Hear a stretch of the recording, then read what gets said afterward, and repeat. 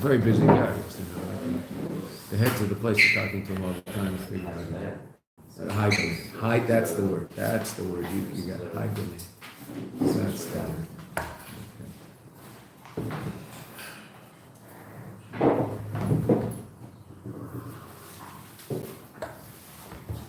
Good morning. Okay. We asked our questions. Our major question was, how can it possibly be that the response in the mashal of the Alter Rebbe, so the Alter Rebbe says that the king is makabel, some b'sever panim yafes, and mar panim sheikh case lekula. Rebbe asked, why is the response of the king part of the mashal of the king in the field? The response of the king is Tishrei, and ledodi is our veda milamata lamayla, from below above in Elul, and ledodi is the revelation in Tishrei.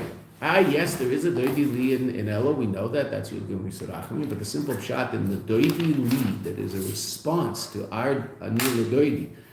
And at this point in the Mimer, we understand that our anil doidi is going to see the king in the field, so the response of us going to see the king in the field is that there's a revelation from above on Rosh Hashanah and Kippur. So why is there a response of the king in the field, in the mashal of the Alter Rebbe? The Alter Rebbe seems to contradict the whole idea. Okay. We saw the beginning. Now, there were two other questions also. What's makabel le'sam b'sever panim yafes? What's makabel? And what's mara lehem panim sheikha case? The difference between accepting them graciously and showing a shining countenance. Obviously, we assume that the second one is higher than the first one, or else what do I need the second one for? Right? So there must be a difference between those two. So what we saw yesterday was pshat and makabel le'sam b'sever panim yafes, and that helped us understand the answer to the first question we asked in dalet.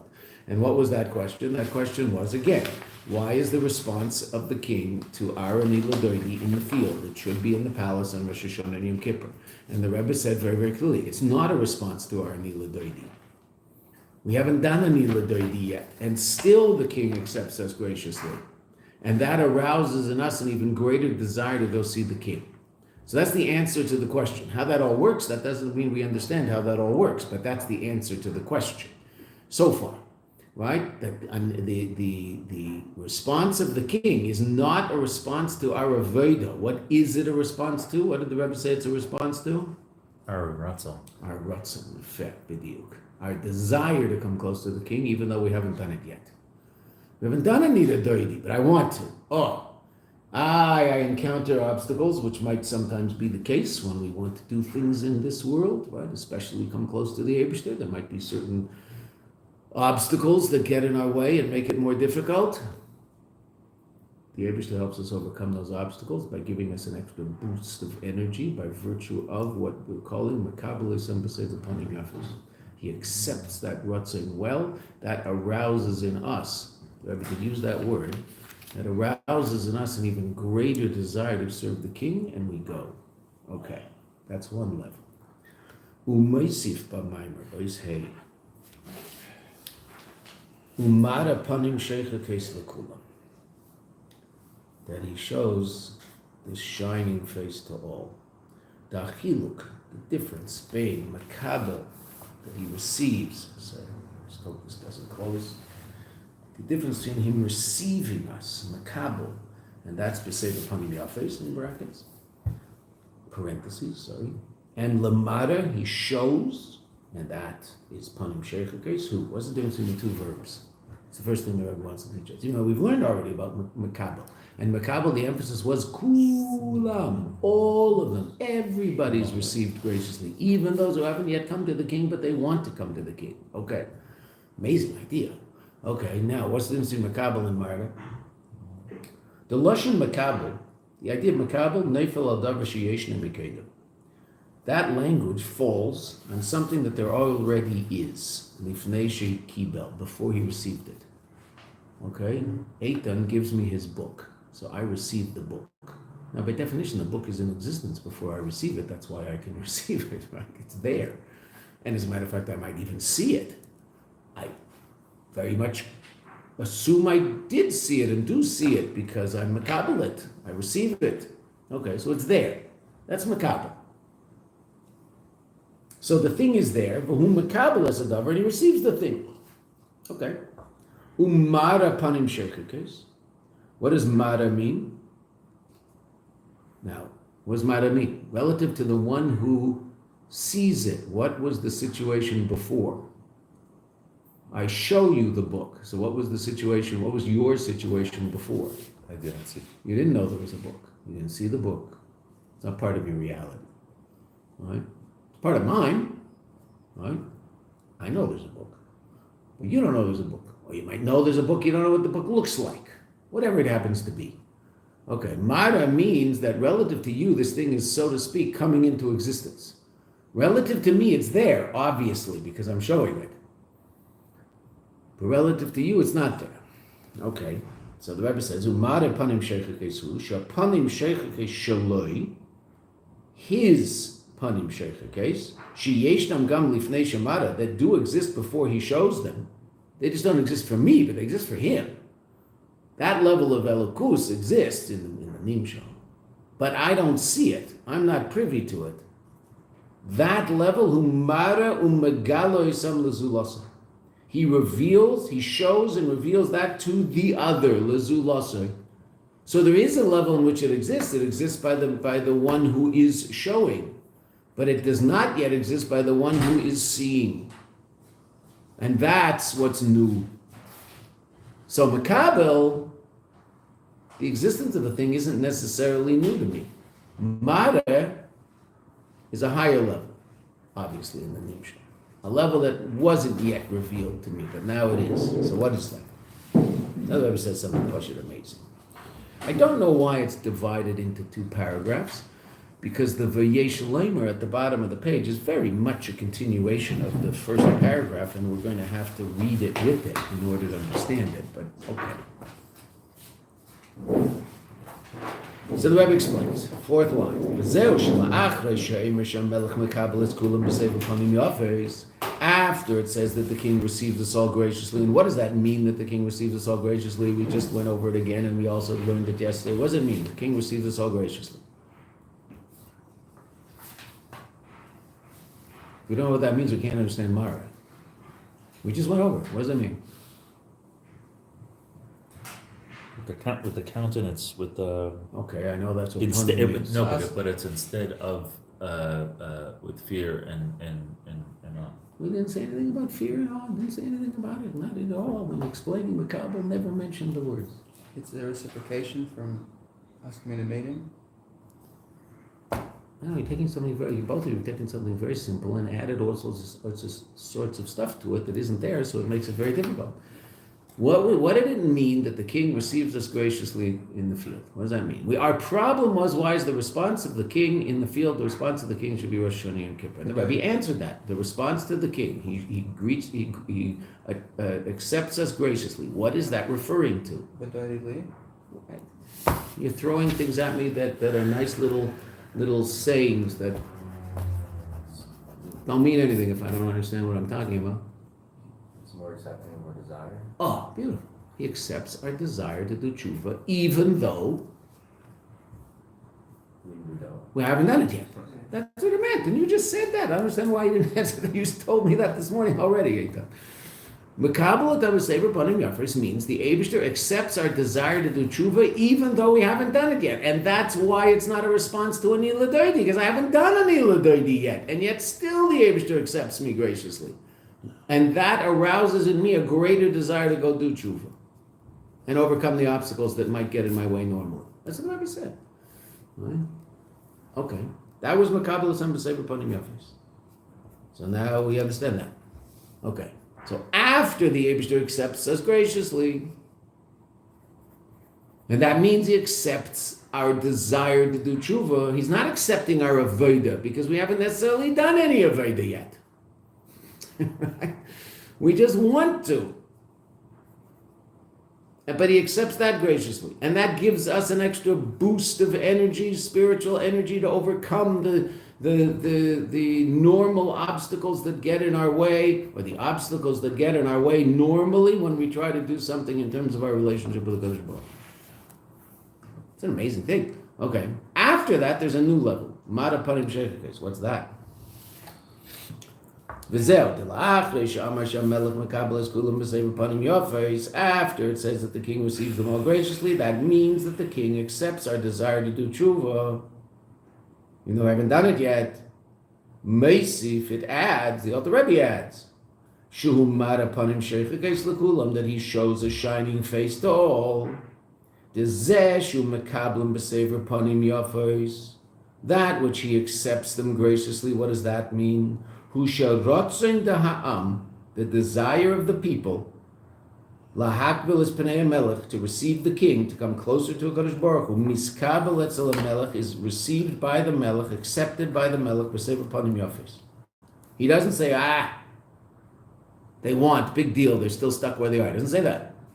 He says, wow, amazing, incredible. They want to come close.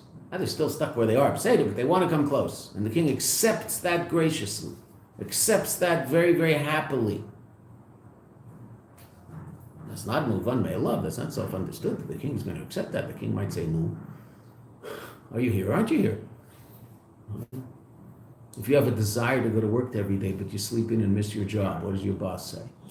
Oh, I'm so happy that you want to come every day. I really appreciate that. That's just great. No, he doesn't say that. He says, I hope you have success in your new job. Because this one's over. The Yeshiva doesn't say that. You know, what the Yeshiva says here, I don't know. He doesn't say that in Elul. Most of the time, what do we say? A Maisa Iker. What's the essence? You did it. If you did it, you did it. If you didn't do it, intentions are wonderful. Of course, intentions are wonderful. But if it didn't get done, then nothing happened. I wanted to put on tefillin today, but I didn't. So I didn't. Oh, so in Elul, I wanted to put on tefillin today. For whatever reason, something happened. The Yeshiva gives me an extra boost of energy, and you know what's going to happen? I'm going to go over, get my tefillin, and put them on. That's Elul. That's what Rabbi said. Now, hopefully that particular issue, none of us have an issue with. Okay, but there's other issues in our relationship with the Yeshiva. And he accepts the desire graciously such that that will give us an extra kick to do it. So then what is this extra level of Mara Panim Sheikh case? What's that? It's really quite astounding what the Rebbe says. Voisofa, in this addition, the Mara Panim Sheikh case, that he's now showing us something which, so to speak, wasn't there before by us. It was by him, not by us. That's why he has to show it to us. Who? That when a Jew is aroused himself to do tshuva, when there's an arousal in the desire of the Jew, in the ratzon of a Jew, lasos tshuva, nimshach loy hagilui, it's drawn down to that Jew in Elul, agilui, the panim sheichakes de lamaylo. Now, what's panim sheichakes? This shining face. Now, we said earlier that if you listen to the Rebbe say the Maimah, the Rebbe generally says sheichakes, but the meaning of the word can also be seichakos, joyous. Now the Rebbe is going to explain the meaning of the word in the context of joy, not shining. Now, shining could be an expression of joy, obviously, right? Okay, but we're going to explain it in the context of schoik, not shchoik. Okay, so we said that earlier, but now we've come to that point. So as if it says panim seichakos. Anybody remember why? One of the reasons that Mashpim give as to why it is the Rebbe might have always said Sheikha Kaisa. How beautiful. Well said. Difference between a shin and a sin. Opi Kabbalah. Shin is chesed, the kud is on the right. The sin is gevura, the kud is on the left.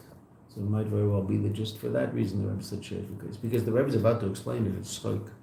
Right now. Next 2 words. Right? So it's just as easy to say Panim Sheikha Kaisa.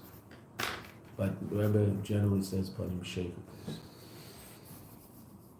Da'isafa the mara panim sheikakesu the kishimis ereberotzen lasos tshuva, when we're aroused to do tshuva nimshach le'yagilui, what's drawn down to us? This level of panim sheikakes. What is that? Hatainuk, the pleasure, schoik, joy. Da melech atzma, of the melech himself. In what? Let's see. There's a revelation of the Eibishter's Tainug, his pleasure, which is above Ratzon. Tainug is a more powerful place than Ratzon. Both of them live in this level called Keser. Right? When we define, when it just, from my flesh I see God. We understand this by virtue of levels of neshama. There's two different aspects of our neshama. What's called the koiches panimim, the inner powers of the soul, meaning the powers of the soul that are clothed in the body and power the body. And when the soul leaves the body stops doing those things, right? Because the body, those powers don't come from the body; they come from the soul, as the soul is clothed in the body. We'll talk about them in a minute. And there's also what's called koiches makifim, powers that surround, that are not clothed in any particular limb. The power of sight is a power of the soul. Eyes don't see; souls see. Eyes are the vehicles that allow souls to see in physical reality. How do I know eyes don't see? Because when the soul leaves the body, eyes don't see. They're there. What's the eye called? It's called the kli, right? The vessel.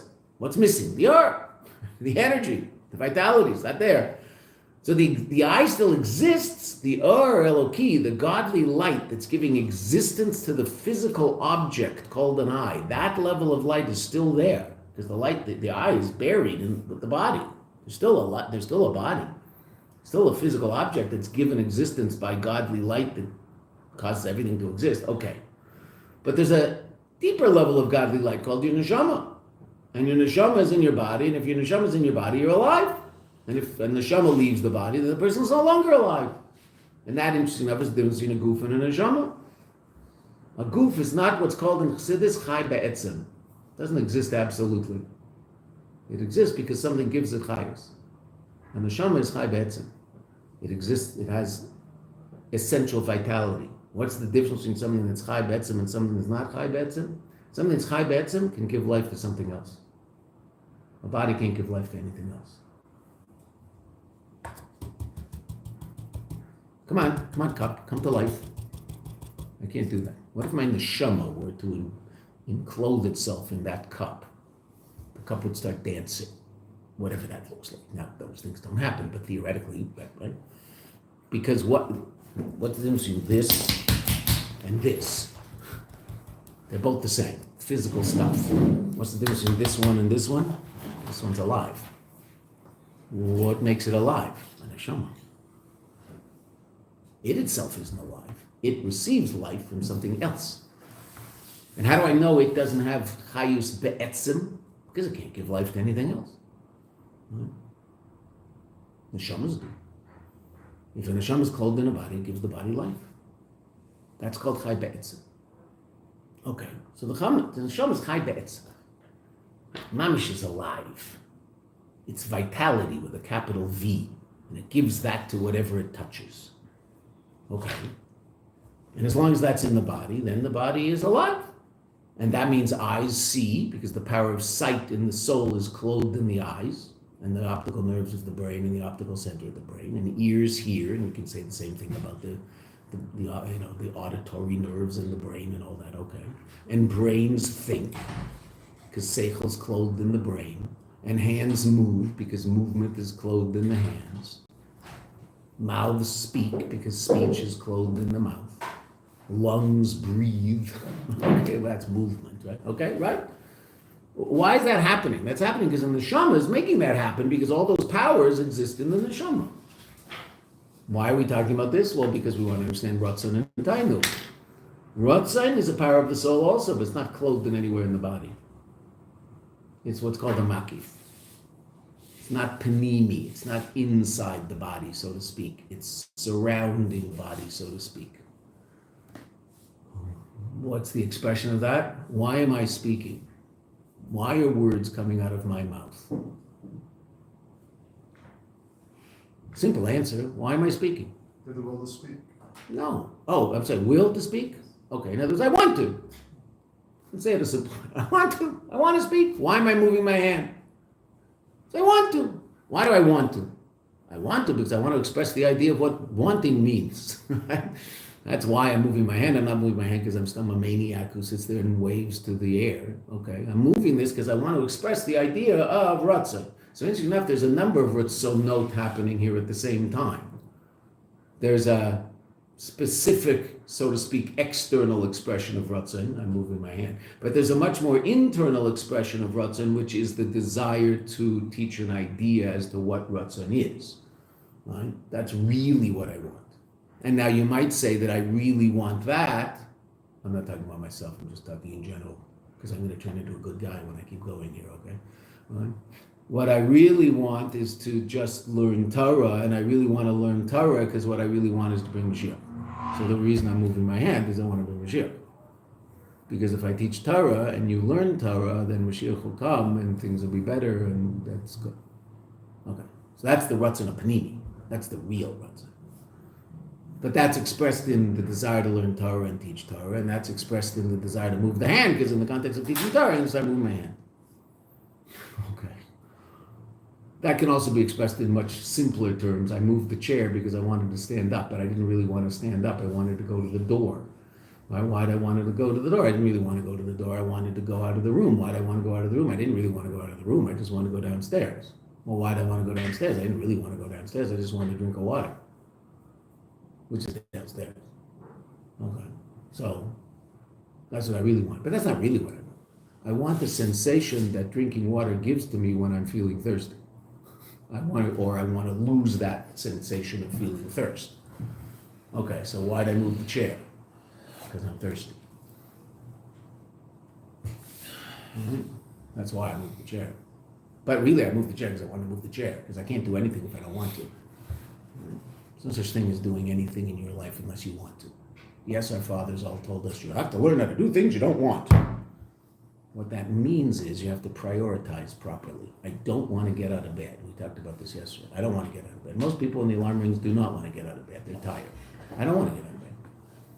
One of the nicest things in the world is to wake up and look at your watch and realize you have 2 hours sleep left. It's one of the greatest moments in Olam Hazeh. It doesn't last very long. You usually fall back to sleep in about 4 seconds. But those 4 seconds are as good as it gets in Olam Hazeh. Especially on a cold winter day and you have a warm blanket. Like you just, it's like the best. Okay. They sell other stuff, but that's the best thing they have in Olam Hazeh. Okay, fine. I don't want to get out of bed. Well, so why do I get out of bed if I don't want to get out of bed? So we talked about it yesterday, the day before. I want to get out of bed more than I want to lose my job. So I get out of bed. It's all based on what I want. An immature person will not want to get out of bed more than he wants to lose his job. And so he'll lose a few jobs first before he finally comes to the conclusion that it's not worth it, right? He'll mature by virtue of losing his jobs. Want is all a function of priorities. What do I want more? I want that cinnamon roll, but I want to lose 10 pounds. Which one do I want more? The cinnamon roll or the 10 pounds, losing the 10 pounds. Well, if I want the cinnamon roll more, I'm going to eat the cinnamon roll. But if I want to lose 10 pounds, I'll overcome the desire to eat the cinnamon roll, and I won't eat it, right? I want to do X, whatever it is. I want to be connected to God. That action is contrary to being connected to God. Which do I want more at this particular point? That experience or to be connected to God? I'll do whichever one I want, or won't do. I don't want to put on tefillin. I'm tired. I don't want to wake up. Kriya Shema is in 5 minutes. I don't want to wake up. I don't want to disconnect from God. Which want is more? Right? If I really want to stay connected to God, I'm going to get out of bed. If I don't really care, so I'll stay in bed. I don't really care about it. I'm missing Kriya Shema today. I'll get it tomorrow. That's Ratzon, and that's a makif. You think about it, right? I was thirsty. Everything I did was encompassed by the desire to have that drink. I moved the chair, I got up, I walked out of the room, I opened the door, I walked down the stairs. It was all encompassed by that ratzon, by that desire. And there's, like an onion, there's deeper and deeper levels until you get to Nakuda. What do you really want? Okay? Say that. One more example of that, just to make sure we get it, because it is an important idea. It'll come up later, but we'll say a better example, just because it's better than simply getting rid of your thirst. The guy calls a cab. He picks up the phone. Why does he pick up the phone? Because he wants to call the cab. So he doesn't want to pick up the phone. He wants the cab. He doesn't want the cab. He wants to get to the airport. He doesn't want to get to the airport. No one wants to meet at the airport. He wants to get on the plane. He doesn't really want to get on the plane. He wants to get to New York. Right? Doesn't really want to be in New York. He wants to be in the business meeting in New York. Right? But he doesn't want to be in the business meeting in New York. He wants to make the $1 million that he's going to make in the business meeting in New York. He doesn't really want the $1 million. He wants to give tzedakah. Why is he giving tzedakah? Today, let's tzedakah. Shemukharev says a gula. Tzedakah brings Mashiach. Why did he pick up the phone? He wants Mashiach. That's the pneumius of Ratzon of everything he did. Right? True? But he has to pick up the phone. I want Mashiach.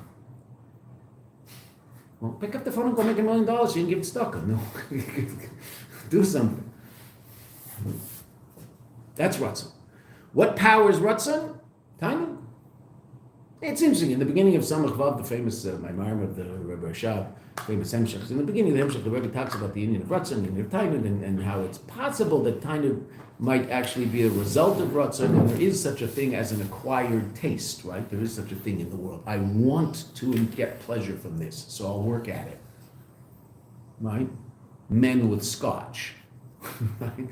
For whatever reason, they'll decide that drinking scotch is a cool thing to do, and I should like scotch. If I'm a cool guy, I should like scotch. So that's an acquired taste. No one in the world likes that naturally. Right? Give it to a 4-year-old, they'll go, yeah, right, he's telling the truth. Yeah. Disgusting taste, right? Okay. Oh no. Oh, this, the PT, the peat moss scotch, right? Tastes like dirt. Okay, you're drinking dirt. Oh, this is terrific. Acquired taste. Wine. An acquired taste. Not Bartonura. That's not an acquired taste. That's soda pop. Right? Everybody likes that. Right? No, seriously, right? If you're not gonna, it's sweet and it's bubbly. It's like drinking Coca-Cola, except you can say Kiddush over it. Okay. But some, dry red wine, it's like drinking sand. Oh, such a nice bouquet. Okay. No. Give it to a kid. The kid's always honest. This is terrible. You have some orange juice? Yeah, a kid drinks up the orange juice. That's not an acquired taste. You give someone a Tropicana, they'll go, wow, this really tastes good. Okay? So there's an acquired taste, and that's where my Ratzon is producing a tainug. Now, it will produce a tainug. A person could come to a point where they truly enjoy drinking Scotch whiskey, but they didn't start off that way. Right? No one, as far as I know, enjoyed their first puff on a cigarette. I don't think anybody thinks that's a nice thing to do. They started to cough. Right? But they figured, in order to be cool, I better do this. Okay. So there's such a thing called tainug that comes as a result of Ratzon. But, the etzem, why do I want something? It gives me tainug. It gives me pleasure. Why? I don't know. I don't know why I get pleasure from this.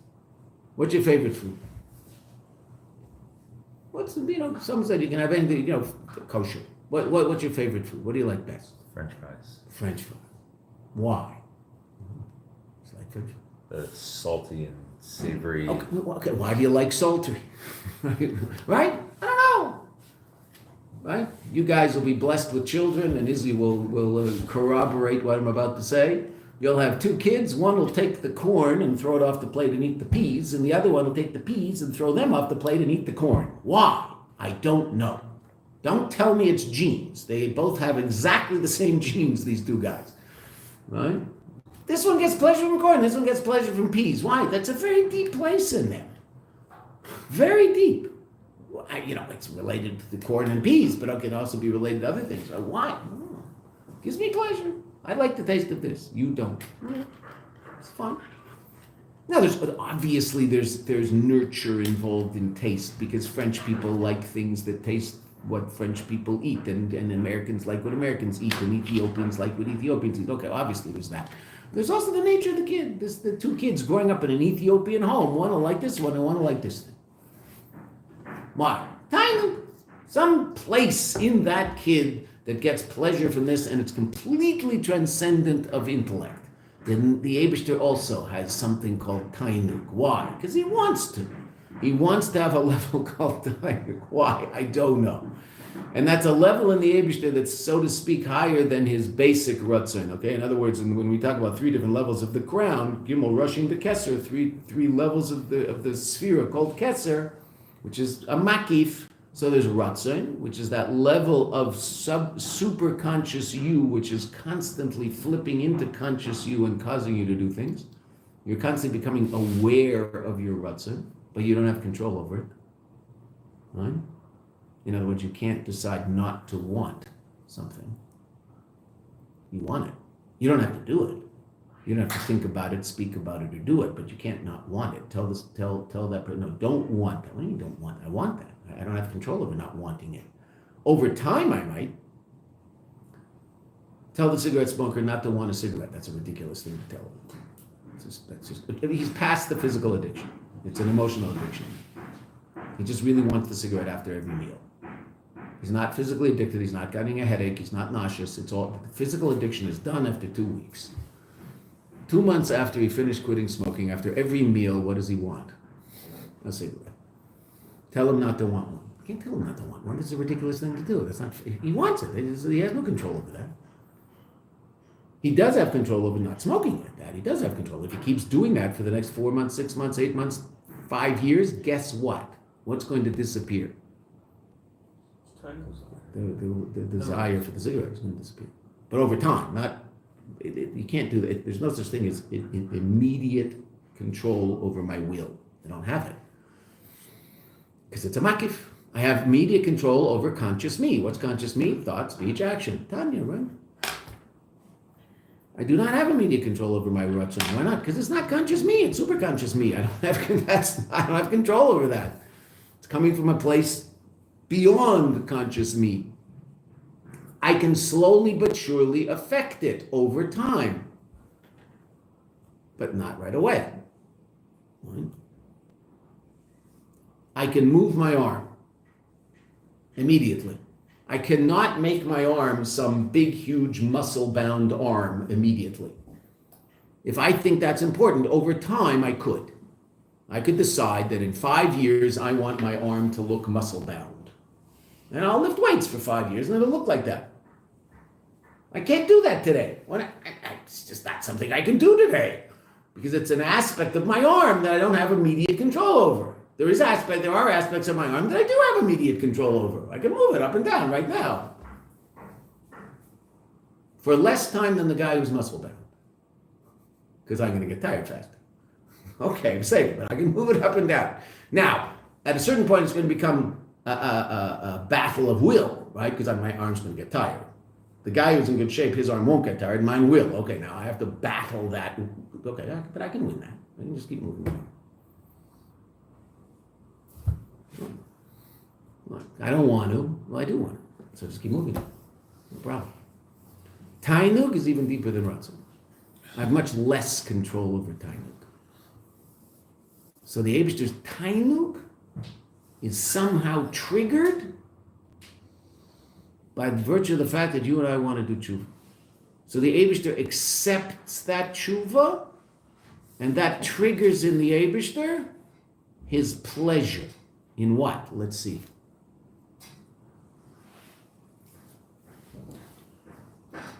The Tainug zeh, this Tainug, who l'mayla miha Tainug, is greater than the pleasure, panim yafos. The king's obviously getting pleasure from my desire to do tshuva because he accepts that graciously, right? So that obviously gives him some level of pleasure, right? Oh, that's so nice. They want to do tshuva. Okay. There's a deeper level of pleasure, and that's called panim sheicha case. It's higher than the tainu, the pleasure the king gets from the first level, the penis panim yafis, shemihis adadus tshuva, and that comes from our arousal to do tshuva, the first level. Ukem mavur b'makam acher, as is explained in another place. The Rebbe brings a source from the Mittler Rebbe. The shorish haschoik, the source of this schoik, this very powerful joy, panim, and now I'll say seicha case, right? Because I mean that's the connection of the two. Panim seicha case, who ba'atzmus tainug, the essence of the tainug. And now the Rebbe is saying something really, really interesting. And we'll understand it by virtue of continuing to read the Vayesh Leimar, okay? But first we'll talk a little bit. Hu ba'atzmus tainug, the essential tainug. And what does that mean? Tainug atzmi bilti murkav, an essential tainug that is not a composite. Don't worry, we'll figure that out. Shalamaila, which is beyond tainug, a pleasure, haba al yedei dover, that comes as a result of something, which is a tainug murkav. Murkav means a composite. It's made up of things. Okay, so there's two different levels of tainug. There's a tainug that I get as a result of something giving me tainug. There's the tainug I get as a result of the fact that I just ate ice cream. And ice cream tastes good, and I had pleasure from the taste of the chocolate ice cream in my mouth. In Gashmis. Okay, that's a tainug murkav, because that tainug came as a result of something else. And then there's a tainug bilti murkav. There's a tainug, a pleasure, that isn't a function of anything happening, it's an existential state. Now, it might be triggered by something, but it's not a result of that. We'll bring a mashal in a second once we see an expression of that. The Rebbe is going to explain it. Okay? So there's a tainug that's a result of something, and then there's a tainug that is much deeper than that. It's an essential tainug. Okay, so what does that mean? Let's see. Now, I mentioned to you earlier, I don't understand why this is a new paragraph. This is just a continuation. I can't understand what I just said if I don't read this. I don't understand why it's printed in a different paragraph, but it is, okay. V'yesh leimer. The Rebbe is about to explain the tainug atzmi. Yesh leimer. The inyan panim sheichakes, v'animshal. What's this joyous face, this tainug atzmi of a Kadosh Baruch Hu? That's beyond the first level of tainug? Okay, so now, that first level of tainug, that first level of pleasure of HaKadosh Baruch Hu, which we call panim yafes, what was it a result of? Why, so to speak, did the Eibishter have that pleasure? Or in the mashal of the king, why did the king have that pleasure? Beautiful, because we wanted to do tshuva. Meaning it was triggered, it was not triggered, it was a result of something that you and I did. That gave him pleasure. So that's murkav. That's a there's what you and I did, which produced a result. Okay. Then there's going to be a level of pleasure beyond that. Well, let's see what that is. The Inyan Panim Sheikha case, who tainug de lamaila, the pleasure above, that means the Eibishter, should be Yisrael Atzma, in the Yidden themselves. Shalamaila, which is beyond miatainug shemikiyam atara mitzvahs d'Yisrael, which is beyond the pleasure that a Kadosh Baruch Hu gets from our Torah and mitzvahs. Ulamaila, and beyond, gam, even, also, but in this context even, because this is a higher level of tainug of the Eibishter, miatainug shemiyavedes tshuva. Shetainug zeh, this level of pleasure, hu ba'atzmos, is in essence. Okay. So, first things first. The Rebbe just said there's three different levels of our relationship with the Kadosh Baruch Hu. Torah mitzvahs. Now, I'm not saying Torah mitzvahs are external, but relative to these three levels, Torah mitzvahs are the most external expression of our relationship with the Kadosh Baruch Hu. Okay? Meaning, on the level of Torah and mitzvahs being the relationship, so that means if I do Torah and mitzvahs, I have a relationship, and if I don't do Torah and mitzvahs, I don't have a relationship. On that level, right? On the level of Torah and mitzvahs. There's a deeper level, tshuva. How do I know tshuva is a deeper level? Well, because even if the person didn't do Torah and mitzvahs, what can they still do? Tshuva. That means their connection is not simply on the external level of Torah and mitzvahs. They have a deeper connection to the Kadosh Baruch Hu that even if they blew the first level, there's still the second level, tshuva. They can always come back. What's the example of that? Well, we keep going back to the boss. Okay, the boss, my relationship with the boss is I do what he wants. Right? Okay. Fine. That's my relationship with him. He tells me what to do and I do it. And we have a relationship. He's my boss. His number's in my phone. Right? I have his number in my phone. Okay. I stop doing what he wants. Do we have a relationship? What does he do? I stop doing what he wants. What does the boss do? I refuse to do it. What? He fires He fires me, right? He fires me. Okay. Do I have a relationship with the boss anymore? No. So what can I now do with his phone number in my phone book? Take it away. I can save, Old boss. whatever little piece of memory when, Google tells you don't have any memory. Oh, I'll like to erase that phone number. That'll make a difference on it. Right? Okay. Fine. What if the boss is my father? What can always happen? He could accept you back. I can get my job back. Because my relationship is beyond what I do. It's who I am. It's a much deeper relationship. That's tshuva. Tshuva is an expression of a relationship that you and I have with the Kadosh Baruch Hu that goes beyond Torah and mitzvahs, because when we don't have a relationship on Torah and mitzvahs, we blew it. We broke that relationship. There's still a way back because there's a deeper connection. That's panim yafos. God gets pleasure from our tshuva. Right? Panim yafos. We didn't even do tshuva. He gets pleasure from our desire to do tshuva. Oh. Because theoretically, the yid is in the midbar, is in the desert. Theoretically, what could a Kadosh Baruch Hu's response to that Jew be? It's out of the parsha. He's not in the phone book anymore. No, he's always in the phone book. He's never out of the phone book. No such thing. Okay. So what gives the Eibishter pleasure, what gives the king pleasure, is the desire of the person in the midbar to come see the king in the field. He hasn't done it yet, but he wants to. Then there's a deeper level. The tainug the Eibishter gets by virtue of the very existence of the Jew, not what he does, and not even his truth, just the fact that he is. What's an example of that? Okay, so Izzy is going to understand this more than you guys will, but I think he'll still understand it. I'm sure he'll still understand it. But a parent understands it better than anybody else. Two mothers are sitting on stairs, right? They're sitting on the first or second stairs, sipping tea and schmoozing with each other, while their two kids are playing on the floor. They have two 2-year-olds playing on. There's very few things cuter than a 2-year-old. They're just existentially cute. And so these two 2-year-olds are playing on the floor. Right? And these two mothers are schmoozing. Miriam came over to visit Shoshana with her kid, and the mothers are schmoozing, and the kids are playing.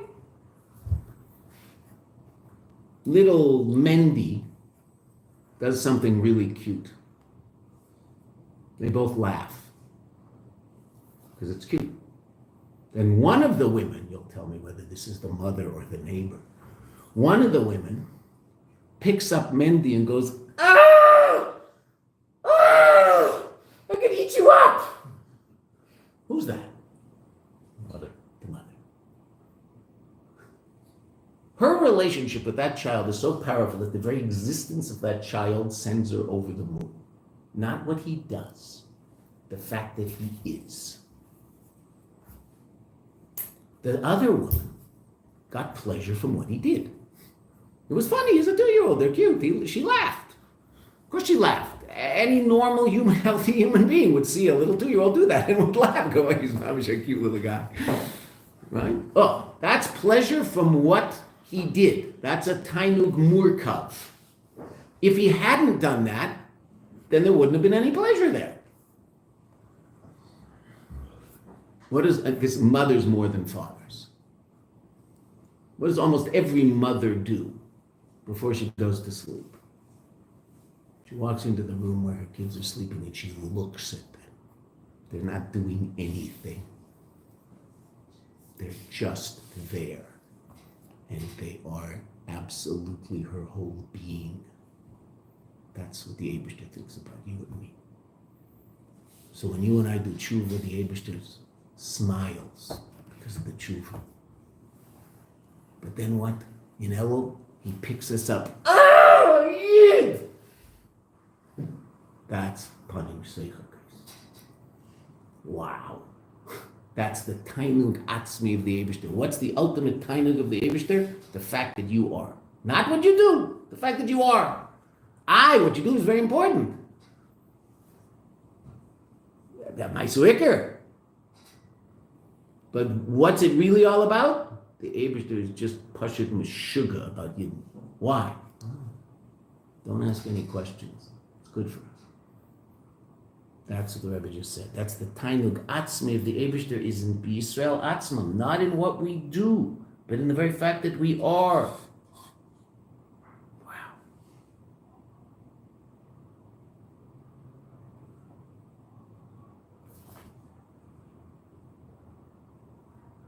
Okay, so look at footnote 21.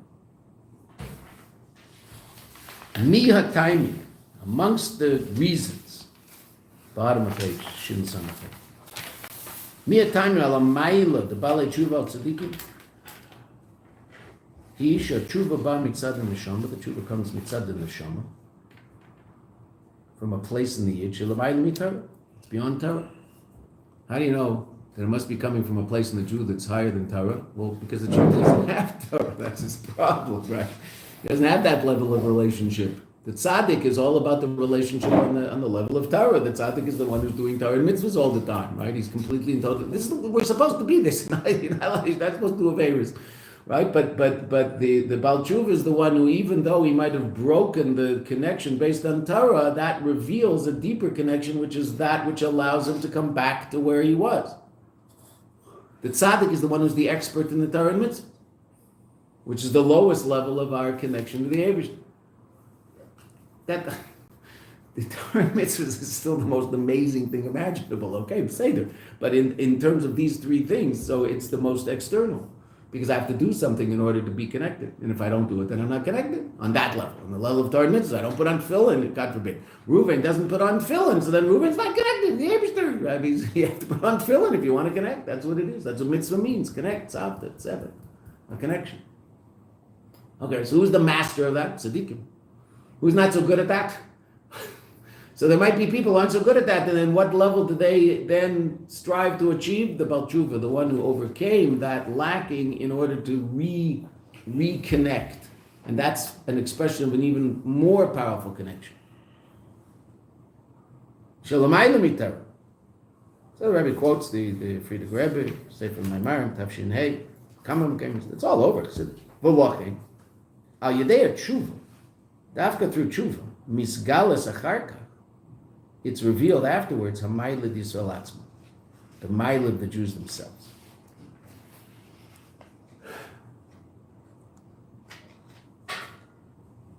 The Rebbe is explaining the fact that what triggers the panim sheicha case, the tshuva, the desire to do tshuva.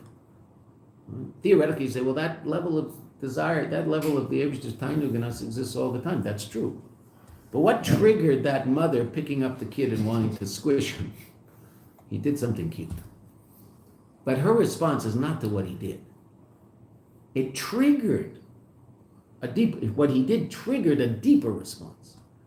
Her absolute, complete, and total connection to that child, mitzad, the existence of the child and not what the child does. And that's why the child might actually objectively be less cute than some other children, right? I mean, that's theoretically possible. There's cuter kids and not cuter kids. There's kids that have a more, a nicer face, kids that have a less nice face. Okay, parents don't care about that. They don't see that. That's not interesting to parents. I mean, they might understand objectively that, but what's it going to do with anything? Who cares? Okay, but the kid is cute, and he did this cute little thing, which 2-year-olds want to do, okay, and that triggered a smile in one woman and a complete and total abandonment of anything normal in the other one. Right, because that's the mother. And her whole being is the essential existence of that child. Just crazy about him. Absolutely crazy about him. Doesn't know what to do with herself. Mom just doesn't know what to do with herself. He just had a new little grandchildren. My wife and I once had a conversation about whether or not, who do you love more, your children or your grandchildren? It's an interesting question, because grandchildren are more fun. They're just a blast. They really are. Now, obviously, the reason you love the grandchild is because the grandchild is your child's child, right? There's obviously that. She said something, we had this conversation a long time ago when we started having grandchildren. Baruch Hashem, the oldest one is 16 now, which is a little frightening.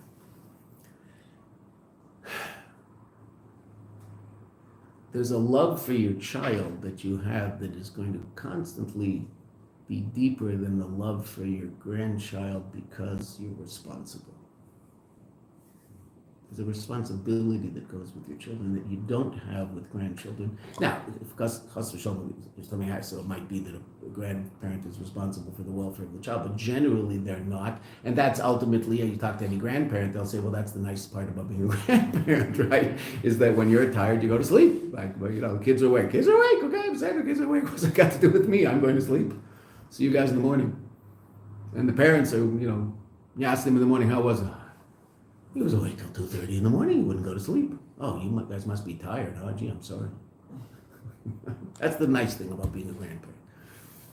But because you don't have that responsibility, you can't possibly have the connection to that child like you have to your own child. That was her. I think there's something to that. Now, there's no question the grandchild is just an expression of your love for the child. That's obvious. But So, just be clear, so our desire to do tshuva triggers the tainug that the Eibusher has, as well as this higher level, that just the fact that we're... okay, so I think we could use two different verbs, right? And then we'll get it. And it's the way the verb is describing it. Think of those two women. What caused the women to laugh? The action. Right. That was causative. And then there was a trigger. The kid didn't trigger the laughter. We'd say it caused the laughter. Awesome. That triggered something deeper in the mother. That wasn't triggered in the other woman. Why? It's not her kid. She thinks he's adorable. She's crazy about him. She really does. She loves him. He's a great little guy. Her son's best friend. And if she has to take care of him, if the Shoshana goes away and leaves her little guy with Miriam for a couple of hours, Miriam takes care of him and gives him hugs and kisses, and he thinks he's just the greatest little guy. She's crazy about him. But it's not hers. So that was It's not hers. It's all different. It's not hers. Where are the Abs? He's crazy about us. Why? No. Don't ask questions about things like this because it's good for us. Right? God forbid he could decide, you know what, okay, forget it. And then we're finished. So that's Baruch Hashem. The Shamash and the Sadat be Tahari. Tabarasa, Tayyartzata, Tanafach to be. Wow, unbelievable. Incredible. Wow. So that's Pshat and El. That's El. So now what? Let's see. Let's finish the paragraph. That's the Tainug Hubatzim. So that means the etzem of the Eibishter is revealed by virtue of our desire to do tshuva. We trigger the etzem of the Eibishter in El. And by virtue of the fact that he shows us panim sheichakes, what does that mean? That this level of tainug is revealed to the person. Which person? The person who did a little bit of work on their own side. What was that little bit of work? At least what they did was arouse in themselves a desire to do tshuva because they thought about what life is really all about, and they realized, you know what, I sort of have to get it together, so to speak, to make things happen in my life. They haven't made it happen yet. They might not have even figured out exactly how to make it happen, like what specific actions they should take, but they want to. And that triggers that causes and triggers all of this reaction in the Eibishter. Hamis'er b'rotzen l'tshuva. Right? This is revealed to the person who's aroused, who has an arousal of a desire to do tshuva. Now that arousal comes from himself, right? So this arouses in that Jew now, k'mayim apanim lapanim, like water face to face. In other words, like the reflection of your face in the Eibishter's. The Eibishter's face, it's panim lapanim, right? The Eibishter's face is revealed. Which face? Panim sheichakes, the essential tainug of the Eibishter is revealed to each and every one of us. Ha-tainug belukus. What does that arouse in us? What's our essential tainug? Him. His essential tainug is us. What's our essential tainug? Him. When his essential tainug is aroused, what does that arouse in us? That our essential tainug is him. not chocolate ice cream, not the honor and riches. Our essential tainug is a lakus. That's really what we want. That's what gives us pleasure. Va'ad shetainug belakus, etzem tainug shelo. To such an extent that his pleasure now is his essential pleasure. And it's so interesting. We always use the lashon kamayim panim lapanim, like looking in water, so a face reflects a face. In other words, and that's always used to say that the energy I get from a person, so my natural desire would be give back the same energy. So if someone treats me properly and shows me love, my natural desire is to show love back. Right? So too, if I contemplate the love of a Kadosh Baruch Hu for us, so that will arouse in me a desire to love him back. Okay, that's how it's always talked about in Chassidus. Okay, that's Kamayim Panim Al Panim. But here it's so interesting, since the whole mashal is about Panim, so it's Kamayim Panim Al Panim, it's really Panim. The Panim Sheikha case of the Eibishter, the revelation of the Panim Sheikha. When we look in the water, so to speak, what do we see? The Panim Sheikha case of the Eibishter, the Eibishter's essential love for us. So then what does that arouse in us? Our essential love for him. It's a slightly different word the Rebbe is using, Tainug. What do we see in Elul? The Eibishter's essential Tainug in our very being. So what does that arouse in us? Our essential Tainug in his being. In him. Not because he does anything, because he is. He does all sorts of good stuff. 100%. Right? But he is. That's what the Jew is really stuck on. And this gives him the power, even greater. Wow. To overcome all of the obstacles and to return with tshuva shleima. The Rebbe just told us that El is a revelation of the essential pleasure the Eibishter gets in you and me. The king in the field means a revelation of the essential pleasure of the Eibishter in our very existence. And that arouses in us a desire to come close to him, such that we'll actually do it. Yeah. That's the ledodi of it all. We're going to learn a little more of the ledodi, but most of the rest of the mimer is going to be about doidi li of it. What's the doidi li of it? Like, what's your Yisrachim? What's that all about? Okay, but that's to a great. I mean, you see, we're near the end of the mimer.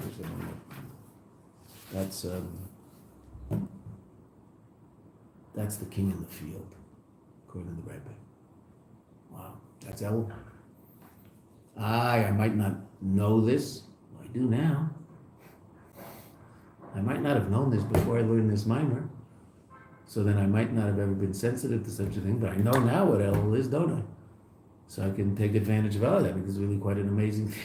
This thing called El is really astounding. The Rebbe's El is really something that I didn't even imagine ever existed anywhere in time or space. So there's space and time called Elul, and what's that? You and I have to do some work from below, and if we do that work from below, the Eibishter responds in such a way that is absolutely beyond belief, and that response is in Elul. We haven't done the Aveda yet, right? This is still before I've actually gone to see the king in the field. This is all the Eibishter helping me overcome my obstacles to go see the king in the field. Why is it still a ledodi? Well, it's still a ledodi to the extent that it has to start with my desire to do tshuva. I have to wake up a little and realize that as much as my life might be in order to a certain degree, I'm not where I should be. There's places I can get to that I'm not there yet. And I should get there. Why? Because God's there. And the place I'm in, there's God there. Lots of God there. Baruch Hashem. You're sitting learning Torah in Yerushalayim. That's pretty good, right? Okay. But there's a place where there's even more. Okay, so I want to get there. Some people say, no, I'm perfectly happy where I am. Okay, say this, so then this whole thing is irrelevant to them. Where I am is perfect. I like it where I am. I don't want to go anywhere else. Okay, so then everything we learned about is irrelevant because it doesn't happen. How do I trigger all of this? I have to open up to the desire to the appreciation that I'm not who I should be because I'm not really being who I am. I'm someone else. I'm better than I'm doing. That doesn't mean I'm bad, because better is not the enemy of good. Some people think better is the enemy of good. And if I say there's something better, then I'm saying I'm no good. It's not true.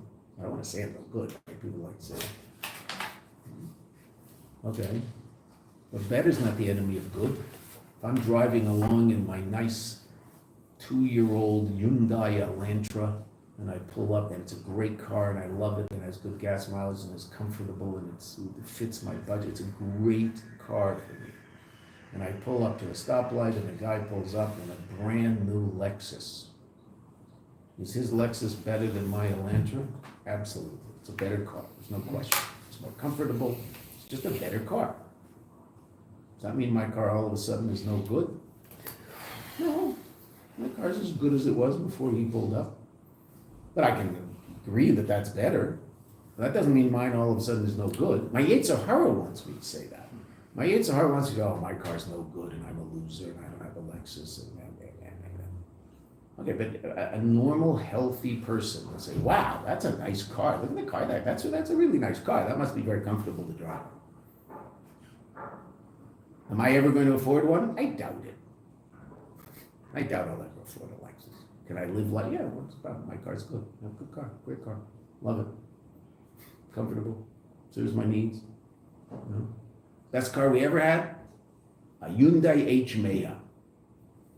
This big, huge Hyundai. Why was it the best car we ever had? Because we had 10 kids and I had 12 seats. It's the best. We drove all over this country in our car. We had such a blast. We could fit the luggage in the back and we could throw the kids in their seat. Everybody had a seat and then away we went. Best car ever. As good as a Lexus? Better for us. Because we certainly couldn't fit them in a Lexus. Put them in the trunk. We're going to put them. Right? Was everybody super comfortable? Well, it wasn't as comfortable as a Lexus. I mean, right? It was a Hyundai H-Maya. I mean, we bought it as an empty box. It had a seat in the front, and we put the seats in the back. We were looking for that. We definitely wanted to put the seats in the back because we had to put the seats in the back that were good enough to carry all those little neshamas that were going to go with us wherever we went. Okay, Baruch Hashem, where are they now? They're all married, so we don't need an H-Maya anymore. They do. We don't. Right? They don't make one anymore. Can't get a 12-seater anymore in this country. So our son, who has the same amount of children as we have, I don't know what they do. He has a nice big car and he just sort of stuffs them in there. I don't know. I don't ask because it's too scary to think when they're on the highway what's really going on. So I don't ask. But he is looking for another, little 4,000 shekel junky something that he can drive around Sfas. So when he and his wife want to get somewhere, they can throw some in there and some in there and just drive. Yerushalayim, they're not driving that other car to Yerushalayim. Fine. Is life for him good? Wow. It's really good. Could it be better? Of course it could be better. Even in Gashmis, could it be better? Yeah. They could make a car that holds 12 people. Could that be better? Is it good? It's great. He has a car. Fantastic. It's amazing. So where I am is good. Absolutely. Is there a better place? Absolutely. Do I want to get there? Hopefully. And when I want to get there, so then all this thing that the Rebbe just described happens in Elul. And Elul is really someone else. So have a happy Elul. Enjoy it.